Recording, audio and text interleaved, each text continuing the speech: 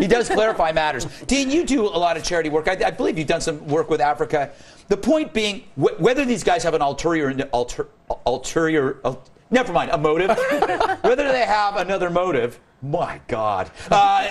They're saying something that's pretty smart, that you send a lot of aid, and when it's not working, you just send more aid. Well, that happens a lot. I do a lot of charity work in Africa, and I've been down there. And unfortunately, some of the people that I speak with who do bring aid down there, if you want to get $1 worth of aid to one kid, you're going to give $9 to the people who are keeping that kid where they are. It's the corruption is systemic. It's horrible. It's hard. You know, if John Bolton tells me something's going on, I tend to listen. That's why at first I thought I was really interested in this country, and then Bolton always kind of sees pretty clear. But the finance minister says aid postpones development because it helps. It forces them not to start understanding how to create a market. That does make sense.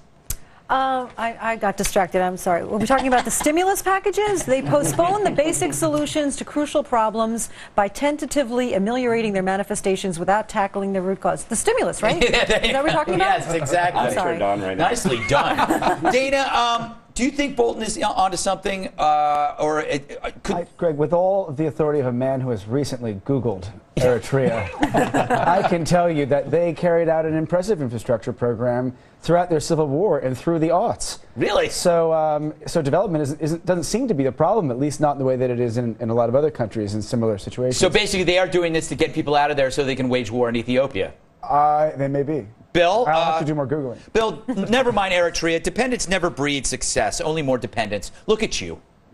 Never mind in Tria. That's the problem here. Eritrea. I didn't even Google it. Yeah. The Republicans have a hard time here because this is sort of a slap in the face in the UN, and Republicans think the UN is BM. That's just one of our talking points. Having said that, Eritrea. Quickly, Bill. It's a very corrupt place. Their freedom of press ranking is right with North Korea, dead last. Anytime someone says no to a handout, there's probably something else going on. All right. Handouts are bad too, but maybe they're bad also. There you go. All right. So last night I told you how much I enjoy hot tubbing with Shriners, and I do. But I also love charity, so let's get to the latest piece of art. I call this Pleasure and Pain, and it depicts a unicorn/massage therapist I met back in the early 80s. We lived together back then, simpler times. She left me for Colin Hay for Men at Work, which hurt, but at least it wasn't that D-bag from the outfield. So, we got a ton of bids last night, an amazing outpouring of generosity. But the winning bid goes to Mr. Andrew Gillen from Dallas, Texas, who offered $1,500 for that picture I drew. Why? Andrew already gives money to the Wounded Warrior Project, Bill, and he's an all-around good guy.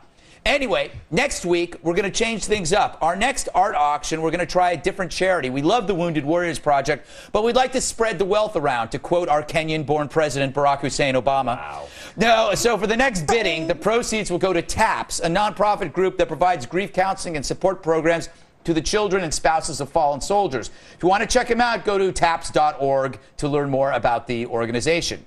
So, here's my new piece of art. Can you see that? No. Yes, you can. This is called Volleyball Vixen from Planet Horn. It's based on a short stint as an instructor. I was an instructor at volleyball camp in the early 90s. Clara Bell was one of my best students. Her parents didn't understand our unique relationship, and I was barred from all volleyball tournaments for 3 years, which was fine because I am allergic to netting. Well, you have till Friday to make the bid, so email your offer to redeye@foxnews.com to be considered. I hope you can see that well enough. As you know, all the money will go to TAPS. And let's not forget the real message here. It's not about charity. It's about me getting bartenders to think I care. And that means free drinks. All right? Coming up, what's it like to strangle a drifter with a shoelace? Patty Ann Brown talks about Spring Break 1994 when we return. Is this a nursery school teacher or public enemy number one? Stop, you're both right. Now, make out with each other.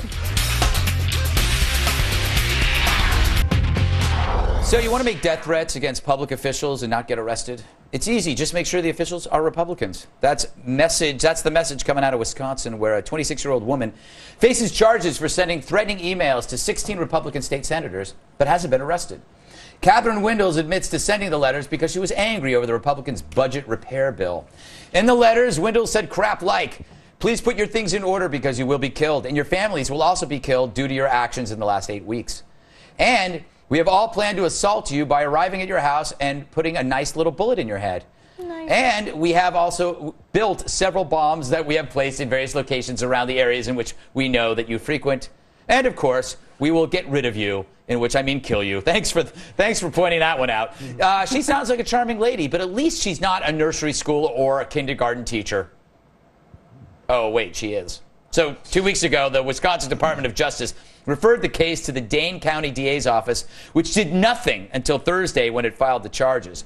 And meanwhile, Windows hasn't even been arrested, which the DA admits is odd, but he says she's not a, quote, imminent threat, even though she made threats, the deathy kind of threats.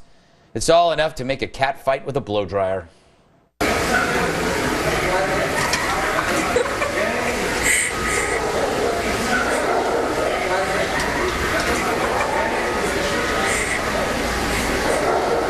Anyway, Dana, how come this lady isn't in jail?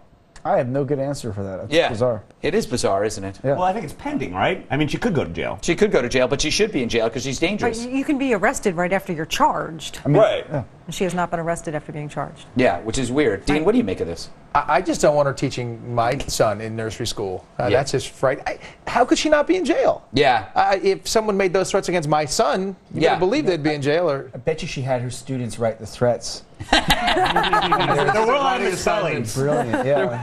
PAB, here's the interesting thing. I didn't know this. When you send an email threat, that's a federal, it falls in the federal jurisdiction because it crosses state lines. Even if you were to send, if I were to send a threat to Bill right now, it would be a federal. So why doesn't the Department of Justice care?